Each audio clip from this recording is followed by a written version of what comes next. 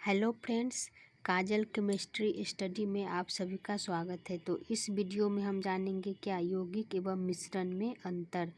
तो सबसे पहला अंतर है यौगिक में उसके अवयव भार के अनुसार एक निश्चित अनुपात में संयुक्त रहते हैं। उदाहरण के लिए मान लीजिए CO2 कार्बन डाइऑक्साइड, ये भी एक यौगिक है। तो ये कह रहा है कि इसका जो अवयव है, इसका अवयव क्या है, कार्बन और ऑक्सीजन। कार्बन ऑक्सीजन मिलकर क्या बना है, कार्बन डाइऑक्साइड। तो कार्बन डाइऑक्साइड का अवयव जो है ये कार्बन है और ऑक्सीजन है। तो ये कह रहा है कि अवयव भार के अनुसार एक निश्चित अनुपात में संयुक्त रहता है, मतलब इसका अनुपात जो होगा वो हमेशा निश्चित होगा। कार्बन डाइऑक्साइड का अनुपात हमेशा 1:2 होगा। कह रहा है कि यौगिक का अवयव जो होता है वो भार के विचार से एक निश्चित अनुपात में ही संयुक्त रहता है, मतलब सभी यौगिक का एक निश्चित अनुपात होता है। मिश्रण में है, मिश्रण में उसके अवयव किसी भी अनुपात में मिले रहते हैं, मतलब मिश्रण का जो अनुपात होता है उसके अवयव का जो अनुपात होता है वो अनिश्चित होता है। मतलब जैसे नमक और बालू को ले लेंगे, उसको किसी भी अनुपात में मिला देंगे तो ये क्या बन जाएगा, मिश्रण बन जाएगा। लेकिन क्या कह रहा है, उसका अवयव जो है नमक और बालू, उसका अनुपात निश्चित नहीं होगा, वो किसी भी अनुपात में मिल सकता है, कम ज़्यादा। ये पहला अंतर हो गया यौगिक और मिश्रण का। दूसरा है यौगिक तत्वों के बीच रासायनिक अभिक्रिया के फलस्वरूप बनते हैं, अतः उनके गुण अवयवी तत्वों के गुणों से भिन्न होते हैं। कहते हैं तत्वों के बीच जब रासायनिक अभिक्रिया होता है तब जाकर बनता है यौगिक। जैसे हाइड्रोजन और ऑक्सीजन मिलकर क्या बनाता है, जल, H2O। तो कहता है तत्व मिलकर क्या बनाते हैं, यौगिक बनाते हैं। हाइड्रोजन एगो तत्व है, ऑक्सीजन भी एगो तत्व है, ये दोनों तत्व मिलकर यौगिक बनाया क्या, H2O।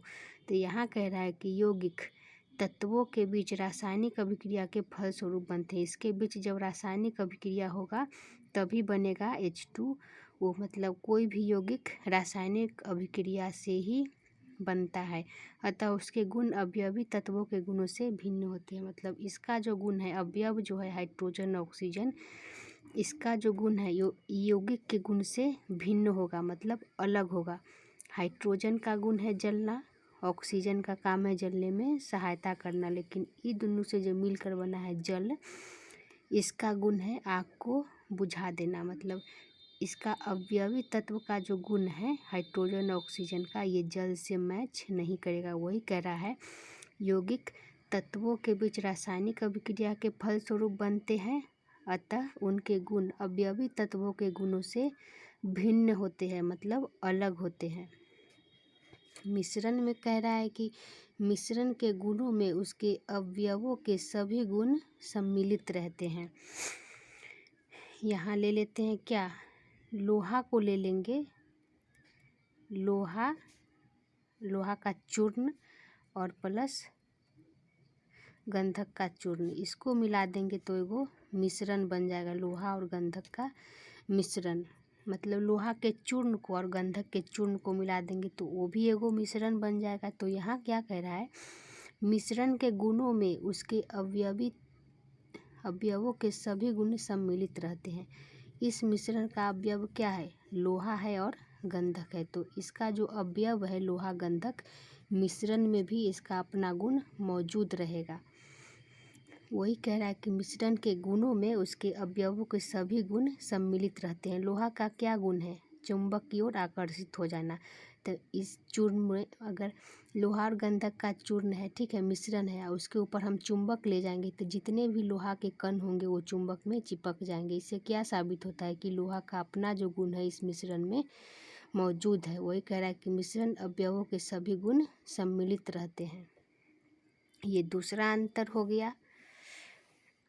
तीसरा अंतर क्या है, यौगिक के अवयव किसी भौतिक या यांत्रिक विधि द्वारा पृथक नहीं किया जा सकता। यौगिक, कोई भी यौगिक ले लेंगे, मान के चलिए लोहा ही ले लेते हैं, लोहा और प्लस गंधक। तो यौगिक तो हमेशा किससे बनता है, रासायनिक अभिक्रिया के फलस्वरूप यौगिक बनता है। तो लोहा और गंधक के बीच जब रासायनिक अभिक्रिया होगा तो क्या बनेगा, आयरन सल्फाइड बनेगा, एक यौगिक बनेगा। ठीक है, तो यहाँ क्या कह रहा है, यौगिक के अवयव किसी भौतिक या यांत्रिक विधि द्वारा पृथक नहीं किया जा सकता। ये दोनों के बीच जब रासायनिक अभिक्रिया होगा तो बनेगा आयरन सल्फाइड। आयरन सल्फाइड को किसी भी भौतिक या यांत्रिक विधि द्वारा उसको अलग नहीं किया जा सकता। उसको अलग करने के लिए कोई रासायनिक अभिक्रिया ही अपनाना पड़ेगा। वही कह रहा है कि यौगिक के अवयव किसी भी भौतिक या यांत्रिक विधि द्वारा अलग नहीं किया जा सकता। इसका अवयव क्या है, लोहा और गंधक, ये दोनों के बीच रासायनिक अभिक्रिया हुआ, बना आयरन सल्फाइड। तो आयरन सल्फाइड को फिर से उसकी अवयवी तत्वों में लाने के लिए, मतलब लोहा को और गंधक को फिर से अलग करने के लिए कोई रासायनिक प्रक्रिया ही अपनाना पड़ेगा। कह रहा है कि इसको भौतिक विधि से अलग नहीं कर सकते, कोई भी यौगिक को भौतिक विधि से अलग नहीं कर सकते। मिश्रण में क्या है, मिश्रण के अवयव भौतिक या यांत्रिक विधियों द्वारा पृथक किए जाते हैं। ये कह रहा है कि मिश्रण का जो अवयव होता है उसको भौतिक या यांत्रिक विधियों द्वारा अलग किया जा सकता है। जैसे लोहा गंधक हो गया, इसका मिश्रण बन जाएगा, इसको किसी भी अनुपात में मिला देंगे तो इसका एक मिश्रण बन जाएगा। तो फिर से हम इसको भौतिक या यांत्रिक विधियों द्वारा फिर से वापस ला सकते हैं। चुंबक के लोहा का क्या गुण है, चुंबक की ओर आकर्षित हो जाना। था इस चूर्ण में के ऊपर अगर हम एक चुंबक ले जाएंगे तो जितने भी लोहा का कण होगा वो चुंबक में चिपक जाएगा। तो लोहा अलग हो गया और गंधक अलग हो गया। वही कह रहा है मिश्रण के अवयव जो होता है वो भौतिक विधियों से अलग किया जा सकता है। यौगिक सदा सममांग होते हैं, मतलब कोई भी यौगिक सममांग होता है। जैसे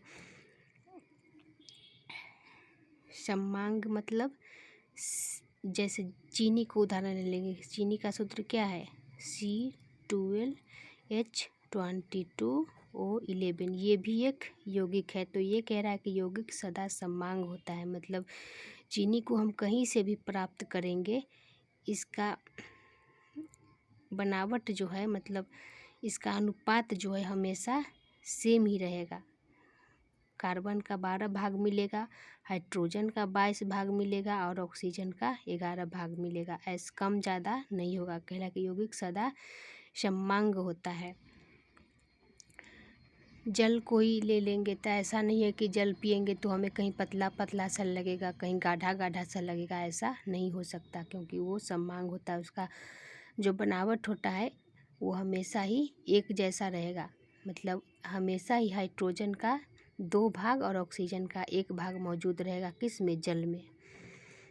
मिश्रण सममांग अथवा विषमांग दोनों हो सकता है। ये कह रहा है कि मिश्रण जो होता है वो सममांग भी हो सकता है और विषमांग भी। हमने मिश्रण में क्या पढ़ा था कि मिश्रण 2 प्रकार का होता है, एक सममांगी मिश्रण और दूसरा विषमांगी मिश्रण। जैसे कि पानी में अगर चीनी को मिला देंगे तो उसका जो मिश्रण बनेगा वो सममांगी मिश्रण होगा। काहे कि हम उस शरबत को जब हम पिएंगे, पानी और चीनी के मिश्रण को जब हम पिएंगे तो हर भाग में उसका स्वाद एक जैसा ही मिलेगा। ऐसा नहीं कहीं ज़्यादा मीठा मिलेगा, कहीं कम मीठा मिलेगा। तो वो क्या, वो सममांगी हो गया। मतलब मिश्रण जो है वो सममांग भी हो सकता है और विषमांग भी हो सकता है। जैसे जल और तेल को मिला देंगे तो वो विषमांग हो जाएगा, वो मिलेगा नहीं। वही कह रहा है कि मिश्रण सममांग अथवा विषमांग दोनों हो सकते हैं। आगे कह रहा है यौगिकों के बनने में ऊष्मा परिवर्तन अवश्य होता है। यौगिक कब बनता है, रासायनिक अभिक्रिया के फलस्वरूप बनता है। 2 या 2 से अधिक तत्वों के बीच जब रासायनिक अभिक्रिया होगा तब जाकर बनता है यौगिक। जब रासायनिक अभिक्रिया होगा तो ऊष्मा उत्पन्न होगा या फिर ह्रास होगा। वही कह रहा है कि यौगिकों के बनने में ऊष्मा परिवर्तन अवश्य होता है।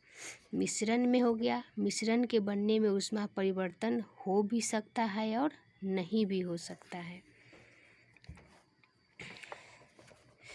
अगला है यौगिक का द्रव्यनांक या क्वथनांक प्रायः निश्चित होता है।